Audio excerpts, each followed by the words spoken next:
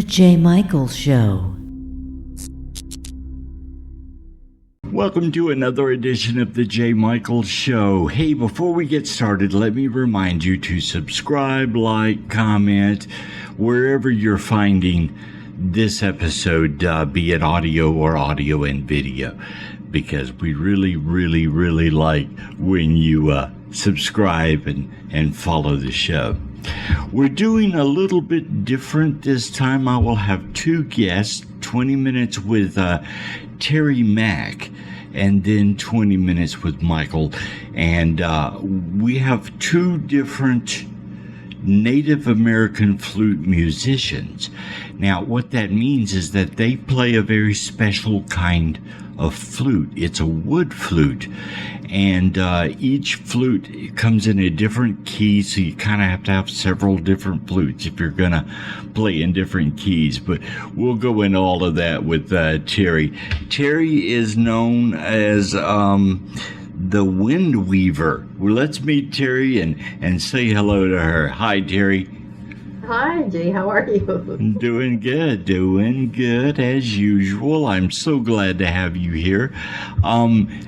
Tell me a little bit. You have an album, so tell me about your album. Well, I actually have two, and the first one is called Wild Threads, and that was such an exciting project for me because I, in my life, never thought I would ever, first of all, play an instrument, and second of all, make a CD with a guitar player. And it all just came together almost like magic, because I ran into this guitar player when I was living on Vancouver Island, and we started to play together. And so between the two of us, we had this synergy that was quite incredible in terms of how songs could be created.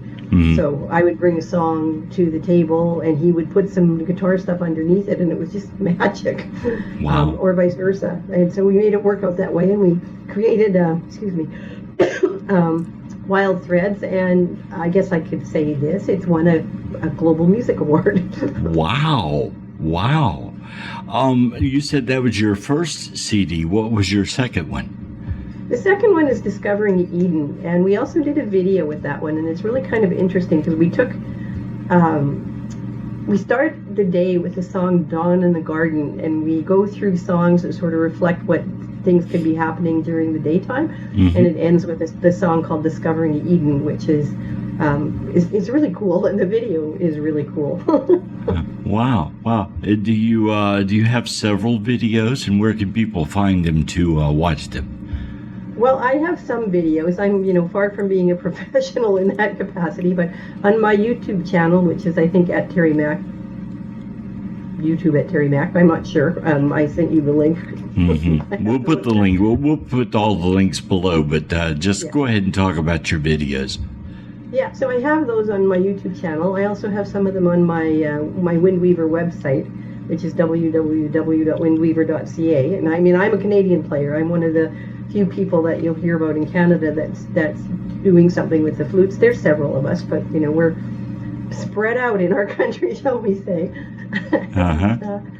And then I'm on, some of my music is on some of the channels like Apple Music and that kind of thing. Is the Native American flute difficult to play? No. This is one of the things I love about the flute. Besides being a player, I'm a person who connects people to flutes. I own Peaceful Spirit Flutes, and I've been connecting people to the flutes since 2006. I got my first flute for Christmas in 2005, and that's when I started playing. And the beauty of these flutes is that you really just need to learn to listen to the sound. You do not have to read music. You can if you want, but it's not a requirement. The requirement is that you learn how to work with your breath and your fingering, and you can find your way into your own song, or you can learn to play other people's songs. And that's one of my other passions with my flute journey. I do that, connect people to the flutes and teach. And yeah, and you said that you sell them also. You have a store online? It's online. How I sell, I'm not one to do a Shopify kind of thing, because I've been doing this since 2006, and I've had so many people contact me knowing they bought the wrong flute. Too long, too big, doesn't work for their hands. So if people want to contact me to do a Zoom interview, like a Zoom chat, I show them the flutes, I explain the flutes, I explain length, size, that kind of thing, so they have a better idea. And even if they don't buy a flute from me, they have had some education about how to choose a flute for themselves that will work. Because, you're spending a lot of money on a flute, you get it, doesn't fit. That's not positive for people. Do you make these flutes yourself, or do you have someone that makes them for you?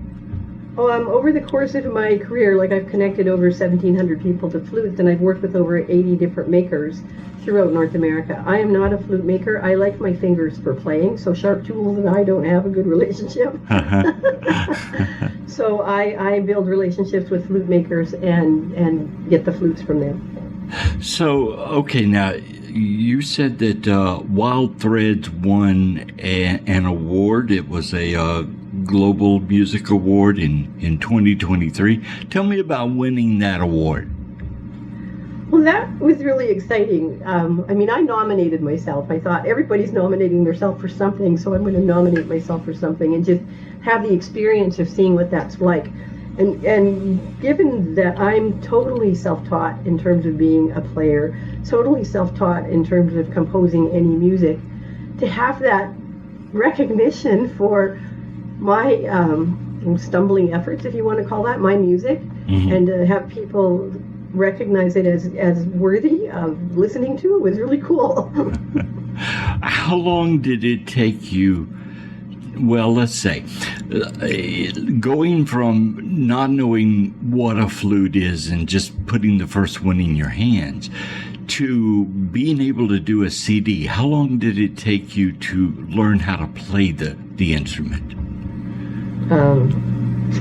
This is a fun one. I could play it from the time I picked it up. Okay, I just got better. It was one of those things, I think I was born to be a flute player, and when the right instrument showed up in my hand, I could hear it, I could play it.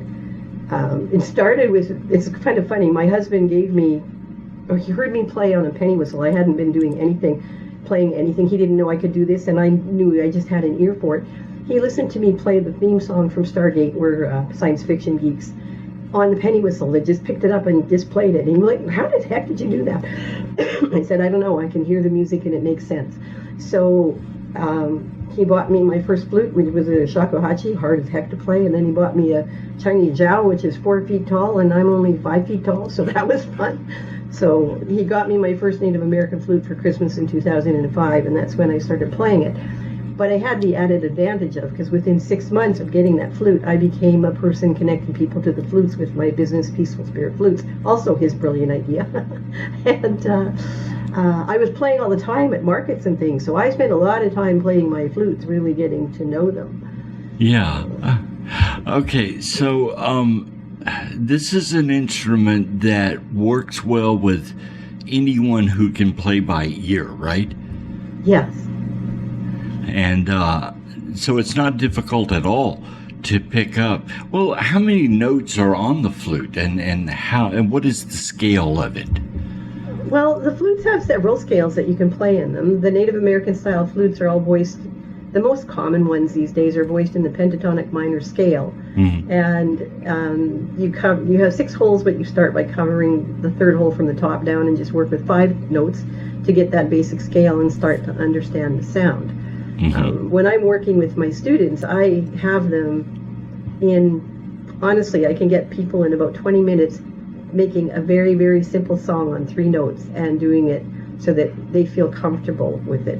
It's pretty simple because you're only ever playing 1 hole at a time. Right. And it's just understanding, lifting your fingers to get the sound that you want. Because if you're lifting your fingers in the wrong order, you're not hearing the sound that you want yet. So that's part of the ear training with it, is to understand that too. And one of the things about the Native American style flute is that if you follow that scale, holding the 3rd hole down and go up and down, and as long as you always keep the hole under the one you have covered open, you literally can make a mistake, right? I mean, it sounds melodic. It works very well. And that's that pentatonic minor scale that makes it so easy. If you think of nursery rhymes or a lot of country music, they're all made in the pentatonic minor scale. So for the Western ear, we're very, very familiar to that. Now, the flutes themselves, I will do 17 notes generally, and with a little bit of half holing and quarter holing, you can push it and get some really cool other sounds with it, which I do a lot of. I play a lot of medieval stuff, Celtic stuff. I just like exploring what kinds of sounds you can make with flute. So what is a half hole or whatever? Describe what that is and what it means. Can I show you? Sure. Mm-hmm. Okay, so there's your 6 holes. Let's get that out of the way. Here's your 6 holes. So now I have that scale, that basic scale, where I'm going to come down like this. Half holing means that you're sliding your finger away, so that you're covering half the hole. And you can get, on each flute, you can actually get 3 or 4 just different sounds by sliding the fingering. And this helps with tuning, is sometimes, because they're all voiced in the minor scale, but they're wood instruments, and so they're not always perfect in pitch. But you can sometimes slide a finger a little, and you can pull a note in to be what you need it to be. Yeah. And unlike, a guitar or something like that, they come pre-tuned. They're ready to go, right? Yeah.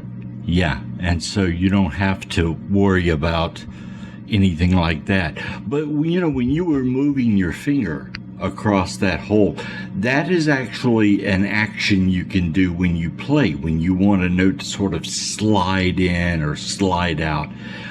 Describe that kind of playing. That is so fun, because you can take a note. It's called bending a note. Okay, and when you're playing, you've got one solid sound, and then you can slide it so it kind of goes in. Like blues plays a lot of bent notes. I play a lot of bent notes when I'm doing blues scales or blues playing, but it just adds this extra little texture. And if you're learning to work with your breath with it, it can be even enhanced further. There's so much that you can do with the flutes with breath and embellishments that just make it magical. So it's like once you learn the basics, then you start learning all these little extra things that you can do that makes the music even more interesting. And you've done a lot of that in your CD. How did you end up getting the moniker Windweaver? Well, we don't know. When Paul and I, the guitar player that I started with as a duo, we were Windweaver as a duo. And then I moved back to Alberta, and he stayed on the island, and we decided that it was time to do different things for each other. So I asked him if I could just keep Windweaver and become the Windweaver, because it was a name that, we were choosing names. We went through a number of names, and I'm not sure, but it ended up being the name, and neither of us know how, but it did. Yeah. And does your husband also play an instrument? He plays the flutes. He likes to. We do duets occasionally. We'll play around occasionally, but it's his joy is more listening to me and helping me do what I do with the flutes, because he's the one that bought me my first flute. Yeah. There are flute circles all over the country and all over Canada, I'm sure too. But these are where people who play the flute gather together, sometimes 2 or 3, sometimes 50 or 60, depends on how big the flute circle is. But do you have a flute circle there, and do you participate in it? Well, I do several things. When I lived on Vancouver Island for 14 years, where I got my start with the flutes, I started a flute circle. It took me 3 or 4 years just to get a flute circle going, where I had people coming consistently, because it was a new instrument to people on the island, and it's a pretty new instrument to most people in Canada in terms of being able to learn it. But I got that one going, and it's now Canada's longest running flute circle. It's still running in Nanaimo. I've tried it here since I moved back, but I just haven't been out. If I'm not out in marketplaces selling the flutes, I have a harder time building the connections. You have to be visible. And Canada, as you well know, is a huge country with lots of spaces between. So, I've got customers all over the world, all over Canada, and I can't just pull somebody in from Nova Scotia and say, come to the flute circle. So I sometimes do online flute circles with people, and I belong to 2 online flute circles that are really fun. Oh, okay. All right. I had another question and I just lost it. I hate when that happens. Oh, something I wanted to mention, just so the audience knows, is that I run a kind of a flute circle. It's a group on Facebook called Native American Flute Musicians. and you can look it up if you're interested in the flute. Native American flute musicians. We have over 4,000 members, getting close now to 5,000 members worldwide in that group. So even though this is sort of a niche thing, there are a lot of people who probably hear Native American flute music, and they may not even know that's what they're listening to. Soundtracks to a lot of movies, they use them in that. So your CD, you said you had a couple of them. Tell me again about recording with this instrument, and how well does it pair with other traditional instruments? Well, it's because it's not, they're wind instruments, and they're voiced to A440, so you have to play with instruments that are tuned to A440, or like drums are a little easier to play with, or do solo. My guitar player and we got what we called a family of flutes that were all off in a certain cent amount, and they would all be, he could tune to one flute and we could play 6 or 7 flutes. And not have him have to retune, other than to touch up a little bit, because guitar players like to do that. But you can play with the piano, I've played with the harp, but there are some things, they're not always going to be perfectly in tune. Like you may have a flute that says that it's A minor, but it actually, depending on humidity or barometric pressure, and I found this, heat, may not be in tune with the backtrack or in tune with the player, and so then you have to either change flutes, or you have to know a little bit about how you can adjust the tuning on the flute. And it's not easy. You can't do too much to tune a flute, but you can make some variations if you've got some notes that are not quite, like out of, what do they call it? It's not perfect pitch, it's the other pitch, relative pitch. Okay. If the relative pitch is too far away, then you don't necessarily want to play them. If the temperatures, and I've had this happen 3 or 4 times, go above 25 Celsius, which is about 75 Fahrenheit, then my flutes will go out of pitch with my backtracks. So I either have to, and I'll have to change flutes, and I can do that. But if that's happening, I just play to drum beats or drum tracks. And then they also, as you blow into them, you're blowing moisture from your breath into them. That too can change the tuning. Is it difficult for a guitar player, for example, to tune to your flute to play with you? Well, I actually can't answer that question. Paul was an amazing person who could tune to anything, so he was very good at it. And I've played with one other guitar player that was also really good at it. But I think it depends on the skill level and the ear of the person that is playing. Generally, you can get into relative pitch, and it will work. But if you are a person who has perfect pitch, that's a little harder, because perfect pitch never happens with a flute. After you tune one note, it's all breath. It's all, it affects it. And then the wood expands too, which also affects the pitch. We're going to, at the end of this segment of this episode, when we're done with the interview, I'm going to play a video of you playing your flute. But you mentioned that you also do medieval music or Celtic or jazz, the different genres that you work in. Is it hard to switch from one to the other? Not really. Like medieval, I have to go back and get the cadence that I want to play to in my head. If I'm switching, unless I have a specific song, if I'm performing, if I know the song, it's not an issue. But if somebody asks me to just improvise a medieval piece, then I have to go into my head and find a cadence, and then I can play to it. But because the rhythms are all different, and Celtic music can be long, low, and lamenting, and it also can be wildly quick, like with jigs and reels and fun stuff like that. Which are usually better played on a penny whistle, just because they're made for that. But you can do it on a flute. I've done some stuff. Huh. Interesting. Do you play like farmers markets and different things like that? Where do you busk at, and where do you play? I don't busk. I'm not a busker. That's not something I tried. I tried it in Nanaimo, and I did not like it at all, trying to be a busker. It's not something that appeals to me. So I play at smaller events, intimate events. I play as a volunteer at the University of Alberta Hospital in the Artists on the Ward program, where I'm playing in waiting rooms and just putting out this beautiful sound in a setting where people are experiencing so much stress that they just get a chance to breathe. Because flute playing really gives you an opportunity to take that breath, because it's just so soothing. Now, there are festivals that occur throughout the year at various different places. I know that here in the United States we have at least 5 or 6 of them, probably a lot more. But do you ever get invited to come to these festivals and perform? Well, the performing from the Canadian side is hard, because you have to have a very specific visa and you have to apply for it in advance, and it costs money. So I don't perform in the States. I have done the open mics at Flute Quest when Flute Quest was happening in Washington State. And last year I was invited to play the opening ceremonies at Flute Stock, because I have a song called Parting, which honors the people who have gone before us. And so I played that, and then they gave me a spot on stage, but I can't play in any way, shape, or form where I would be considered to receive money from it. And I'm like, U.S. laws are much stricter than Canadian laws, so I'm really careful about that. Okay, all right. Does Canada have flute festivals?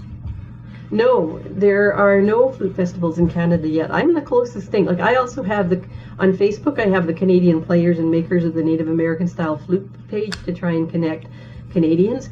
But like, our population is only 40 million people, and it's largely concentrated in the eastern part of Canada. And so people are far away from each other to start to do things. So, I mean, I have a following of people who like my music all over the world. I'm well known in Ireland on one radio station, which just makes me chuckle. But it's all my Celtic medieval music that they play. It's cute. But I don't know, I just get together with people when I can. And okay, I'm pretty simple about my music. It's pretty low key. Yeah. Okay, so if someone wants to listen to your music, where can they go find it? Well, I do have my YouTube channel, so some of the songs are on the YouTube channels. There's on my Windweaver website, you can find a link to hear the songs on that website. There's a link to listen to the songs. They're all on YouTube. Under my YouTube channel, you can click and hear every song, full song. Both of the CDs are set up through CD Baby, so you can listen to every song that I have through my YouTube channel, or by typing in, Wild Threads or Discovering Eden and Terry Mack, and they'll come up. Okay, and of course they can buy a CD or stream music, right? Yeah. Yeah, okay. Terry, thank you so much for this interview. I have enjoyed talking to you. And we're going to have another flute musician, Michael, in just a moment. We're going to watch a video of you playing your flute. But do you have anything that you would like to encourage the audience to do before we go? Well, first, I'd like to thank you for this opportunity. And I would encourage anybody in the audience, if you're interested in music, consider a Native American flute. It is a simple instrument to learn, and it's good for your soul and your spirit. And it's soothing music. Yes. Okay. We will be right back with Michael after this. Enjoy this video of Terry playing her flute, and we'll see you on the flip side.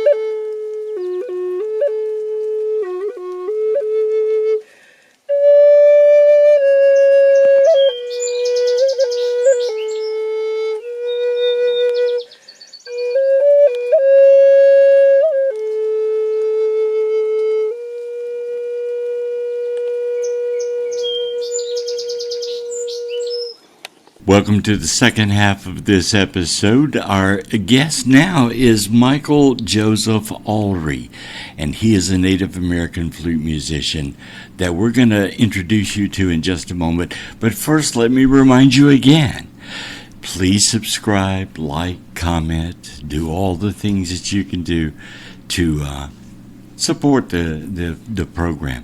And we really appreciate your comments and those subscriptions. So thank you. All right, Michael Ulery, let's say hello. How you doing? I'm doing good, man. I'm doing good. How are you all doing out there? We're doing fine. Let's see. You are an instrumentalist. You play the Native American style flute also, just like Terry does. What makes you different from most Native American flute players? That's hard to say. I don't know. I mean, I think maybe my approach is different. You know, I've been at it for quite a while, but maybe I noticed I have a very different background than a lot of them. And sometimes the way we approach things is kind of varies a lot. I grew up playing really heavy music from the time I was 12 years old, playing gigs and clubs and stuff like that at 16. All the way through, and I think maybe my approach was a little bit different in that sense. So playing guitar, bass, and other instruments as well. So it's more of maybe just more of a different instrument. I'm looking at it as a different voice and instrumentation at a different layer. Do you combine the different instruments with the Native American flute? Absolutely, absolutely. And several projects we do. I say we because I also work in I have some solo works out, and also and those are multi-instrumental and layered and everything. And then I've also had some works out with a very, very dear friend of mine, Derek Mortland, and that's under SOTU, Sketches of the Inner World. And we approach that also with very eclectic jazz open tuning 12-string guitar player, me and him actually played in the heavy metal bands back in the late 80s, early 90s together. So I think sometimes we approach the flute as it's still a spiritual instrument, it's still a unique voice, it's still a very amazing instrument, but at the same time, we also look at it okay, modally, what can we do with this thing? What can we do with the other instruments? How can we build off this? And we're constantly trying to explore that. Now, and if I'm doing it on my own sometimes too, Yeah. So how many albums do you have out right now? Oh, geez. In just the flute world or in everything? Yeah. Well, let's go with everything. Oh my. Okay. We could go all the way back to the mid '80s, late '80s. I was in a thrash metal band. They put out 3 demos that actually got a little bit of traction in the underground tape trade scenes. Those are still actually traded amongst collectors in the underground heavy metal scenes. I saw one online go for $235, which blew my mind. It was something we were doing in '87. Wow. We were barely out of high school. Wow. So that's one, and I was involved in the writing of the other 2 of them. And then countless demos between there and there. And then I released a solo flute album, Oglepe. I released that, I think, in 1998. And then I did another one, 10 Minutes Over the Wheel, as a follow-up. And then Derek and I did a SOTU record, Sketches of the Inner World. And let's see, so we got 3, 4, 5. Then we got... Then we also released one. It's on Bandcamp. It's Sketches of the Inner World, SOTU Live Twilight, and that one, it's a live album that we did, and it's on Bandcamp right now. And then I've also released. I just recently released this year an album of acoustic guitar works, and it's got a little bit of multi-instrumental work with some friends of mine that did some instrumental stuff, but it's just solo acoustic guitar. And that's called Mild November, and we just released that just earlier, actually last year, I guess it was maybe it was this year. I can't remember. It goes so fast. I know. I have one album. I have to find it sometimes. It's on Amazon. But where would someone be able to find all of your albums? Not just the Native American flute, but everything altogether.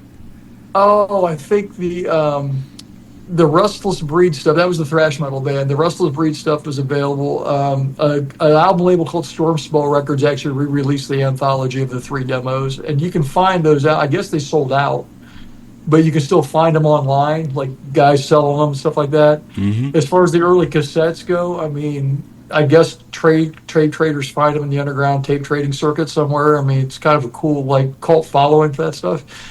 Those ones you can find online, I guess, if you just Google them. And like, if anybody's actually going to go down that rabbit hole, there's several Restless Breeds out there. You got to kind of type in Columbus, heavy metal outfit. Most flute people probably won't be gravitated towards that music. I mean, it's early prototype thrash, so. But it tells us a lot about your music background of coming from that. I'm always messing with different genres and stuff too. I play like gypsy jazz guitar on the side too, and Americana, open like a lot of Americana guitar and stuff. And so you got those. I was involved with the recording. There's an Americana band out of Columbus here. They released an album, a band called Graveyard Pete and the New Appalachian Sound. I did some of their bass work on their album and a couple guitar pieces. That was released last year, and they're kind of getting a little traction now. All that stuff's kind of available online. Like in the Native American flute music, it's still definitely available online. You can find it on Amazon, Spotify, all those things. And also, I do have links to my partner in crime in this, who kind of quote unquote managed me a little bit. She set up a little shop with she calls it Crow Call Media, and so we started taking a lot of the albums like Oglepe, 10 Minutes Over the Wheel, and the Mild November record, and we started putting those, like, you can get physical copies or digital downloads from her like little like online shop there, Crow Call Media, and then the So Too Live is just strictly Bandcamp. I mean, you can go on there and just, stream it for free. What are you going to do? It's like, all right. Yeah, that was a fun album. We did that. That album was a blast to do. So your website, you have links to all of these different Native American flute style tracks and all. Do you also have CDs and vinyl? Yeah, we do have a lot. We still have a lot of CDs, especially for the Oglepe album and for the 10 Minutes Over the Wheel album. Those and the first So2 record, those are still available on CD. And then the latest one, the acoustic guitar album, I released it as a digital download. It's also available. I did have some CD pressings because some of the radio stations want CD hard copies, but we also have it available as a vinyl release too. So it's like we pressed off, I think, like 120 vinyls. And I think I still have a good chunk of them left. So if anybody's interested in, like, the vinyl collector, it's available to you, and we'll ship it to you. Well, I'm old school. I will stream music when the quick, easy way to get to it. But I tend to want to have the actual physical product in my hands. I like that idea of being able to read the liner notes or just look at the back of it or something. But so I think it's very interesting that you have vinyl as well as CDs. Oh, yeah. It seemed like the thing to do with this record. I don't know why. I just wanted to do vinyl. So it was a lot of fun pressing it, too. It was interesting. All the artwork on it, too, if you go, all the artwork's my photography as well. So, we just decided to use some of my own photography just from when I'm out messing around and stuff, doing this, doing that. And my partner in crime over there, she does really good media layout work. So she laid everything out. And I was like, wow, man, it looks like better than I thought it did. That's great. So she did a wonderful job on it. So you're a musician. You're a photographer. Tell us more about tell us more about Michael and tell me a little bit more about your creative endeavors. Oh, gee, I don't know. I mean, I don't want to get too long-winded on it. Kind of a natural path of progression, kind of studying different music. I mean, of course, 12-year-old kid growing up in the 80s. I mean, we grew up on Randy Rhoads and Eddie Van Halen, and then, the heavier metal started coming out. Iron Maiden. I saw Iron Maiden was my first concert in like 83 or whatever. I still love that stuff, you know. I mean, I still do, you know. But as I got older, you know, our ears developed a little bit more, and then I've also developed, you know, serious interest in different like cultural aspects or heritage aspects of different instrumentation or different like sounds and stuff like that. And you know, back in the '90s, you know, I was coming out of the. I played in a series of heavy bands locally and regionally, and you know, back in about the mid '90s, you know, I just started kind of messing with acoustic music a little bit and really kind of getting into it. And a good friend of mine showed me some really cool open tuning things and some concepts. I was going to ask you, how did all of this lead to playing the Native American flute? Oh yeah, it was a really good friend of mine. He was he was a really good dude, man. Back in the night, older guy. I was like this young kid. I was like learning all these things. I go to him and talk and just learn. And he ran a Native American craft shop, you know, locally. And I used to go there on Friday nights because like not only would, you know, I could kind of learn a lot from him, just talking to him, have coffee with him, you know. I mean, back then, you know, I'd smoke cigarettes. We'd sit around, like, he'd close up the shop. We'd sit around all night, so smoking cigarettes, drinking coffee, and he would just talk to me, and I'd just learn and absorb everything he was telling me. Right. And at the same time, he'd also have these bluegrass jams on, like, these Friday nights. I was this young, like, metal kid, but, like, I'd get an acoustic guitar and just play with these guys and try to fit in. And just good dudes. Some of those guys were great because they kind of, like, pick on me a little bit, like, yeah, you can play guitar, but you don't play no grass or nothing like that, you know. But at the same time, I started learning some open tunings on the guitar, too. Like, a friend of mine started showing me these really interesting tunings, which, oddly, like that Ulery album, if anybody heard of it, like, a lot of that's got these, like, really open lush tunings. And what's funny is that they're actually coming from they originated from a guy named Glenn Branca, who was like a guitar composer. But my friend got him from the idea of like Thurston Moore from the heavy band Sonic Youth. And then I'm playing like these style tunings on the acoustic guitar, and I'm playing it for my friend that runs this craft shop. He goes, you know what sound good over this? I'm like, what? And literally he puts on, like, I'm playing my piece, he puts on an Akai tape. Oh. And it keyed and it matched. I'm like, oh my gosh. He goes, this is what you got to be doing. I was like, I blew my mind. I was like, man, that sounds amazing like that. So it just kind of one thing led to another with it, you know. And then like, you know, a really good friend of mine out in Dayton played flute, and he joined me for a lot of it, and I learned a lot off of him. And then, you know, I did my own solo stuff with the Ulery album, the 10 Minutes album. And then with the So-Tune music with Derek, I mean, a lot of people back in the 90s when we played like Eau Claire at the flute festivals and stuff like that remember Derek. Me and him were old heavy metal buds. And he had gone through a pretty bad life transition as well with his accident. You know, a lot of guys know he's in a wheelchair. And he was getting out of the heavy music and playing acoustically too. And he had this 12-string guitar. And he was doing all those open tuning things just like I was. And like a mutual friend was like, oh, Derek, man, you know, Mike's doing something like this too. You guys ought to get together. So I got my flutes, Derek got his guitars, and it just sounded like this is what we were supposed to be doing.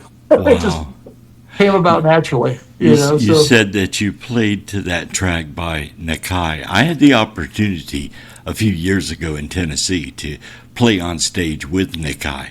Have you ever met him? One time at one of the flute festivals, Derek and I played.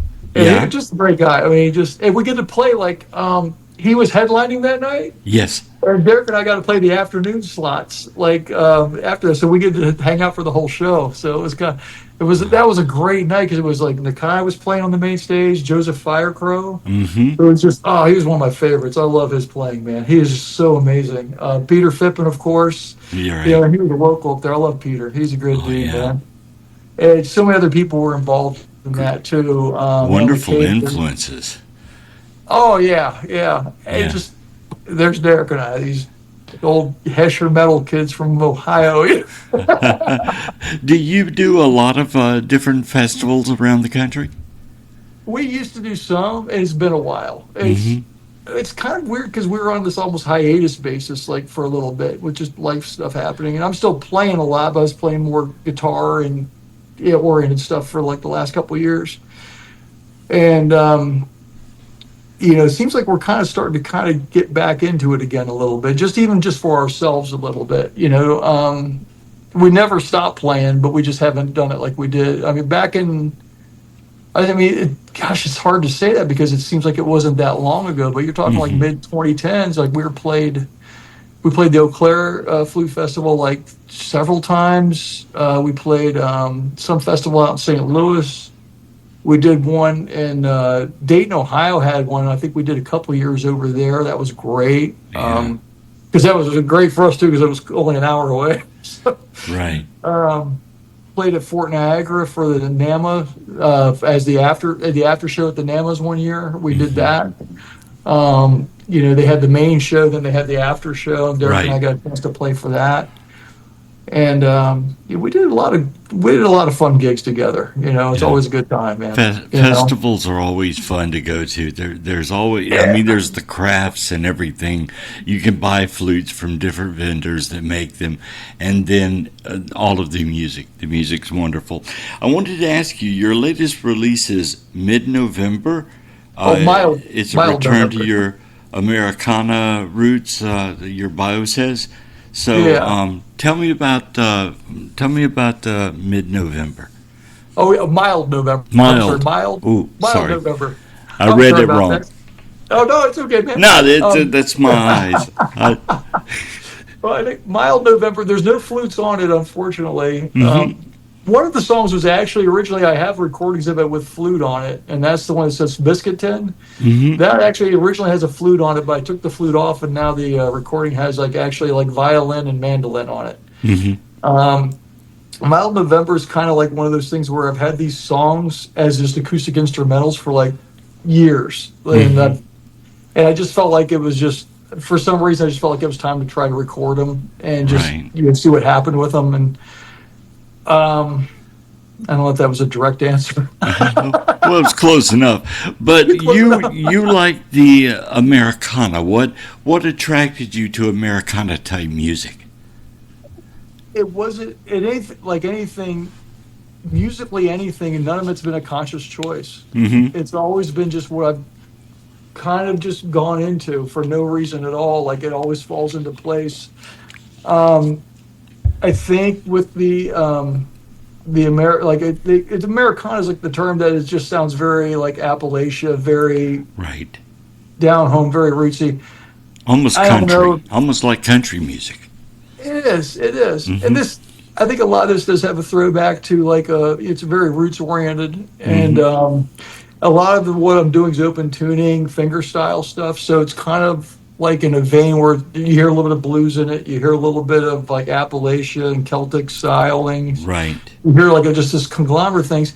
It's nothing I'm consciously trying to do. Right. And I don't know if it's DNA. I've got a lot of family from West Virginia and down my grandfather, my great grandfather both played banjos, and they came up from West Virginia and all that. I don't know if it's just one of those things we carry those things in our DNA or not, like the flutes, that just kind of comes about naturally, somewhere then that background, just, it felt right to do that. And so it was never a conscious decision, but these are songs that have just been germinating for a long time. Yeah. And they just kind of come out, and then, I just a lot of them feel like they write themselves. Right. So, if that makes any sense. Yeah.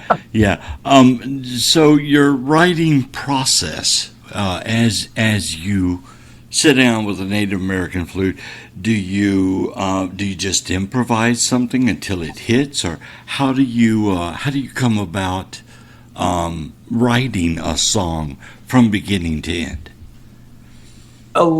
With the flutes, especially, a lot of that is a lot of improvisation. Mm-hmm. There might be a key idea of I got a couple pieces I haven't really quite finished yet. I wish I could record them better, where I'm just modally moving the flutes around. So I might have an idea of okay, if I play this certain chord progression over this, it's modally going to make the flute go into this vein. Right. But after that, it just kind of goes into a consciousness mode. It kind of I imagine the same way somebody that's a jazz player approaches it, where you're really just allowing the music to create itself on the spot. After a while, what happens, I notice, is whether it's I'm playing by myself or I'm playing with Derek, or the piece I sent you as an intro piece, that one's been around for a while. Mm-hmm.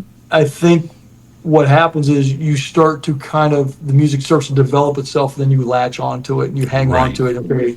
And then, it's not like I'm thinking, oh, I need to do this note, this note, this note. I just know how I'm supposed to sound and feel at this certain section, and it'll come out that way. Yeah. I guess that makes sense. Yeah, that makes sense. Do you have any kind of meditative or holistic approach to it? Have you ever played at a holistic event with the Native American flute?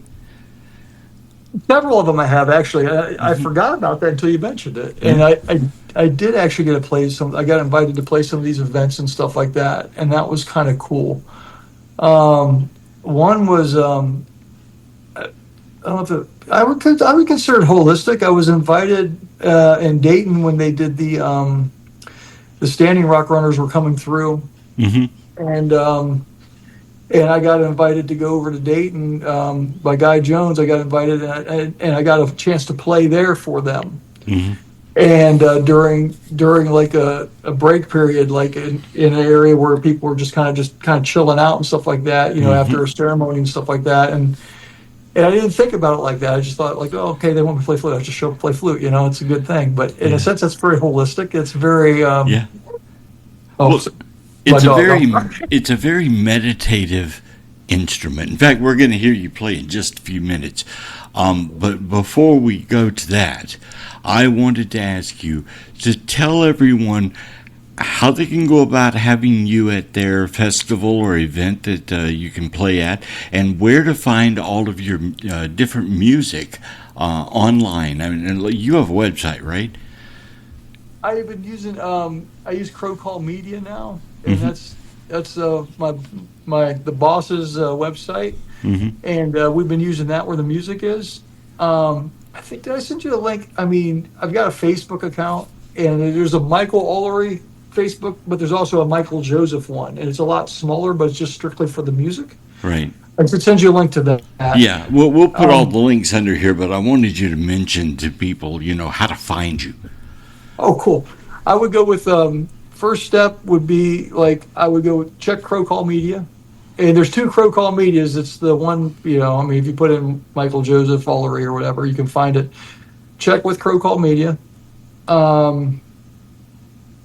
I haven't had a website for years. I used to have I was very active with my website back in the 90s and the early 2000s when we were starting this. And I kind of just let everything go. And I would honestly the best way to approach me is go to Facebook and just type in Michael Ulery, Ulery. There's several Michael Ulerys. I'm the one with long hair playing a guitar. So it's kind of easy to figure that guy out.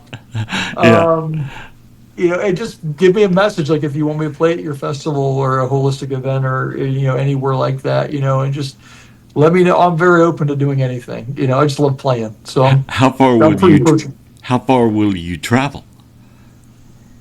Well, I would travel to the end of the world if I could just do a good series of gigs, but unfortunately, life does get in the way. Right. I'm starting a new job on Monday, which is great because I'll be able to slow down a lot with this job.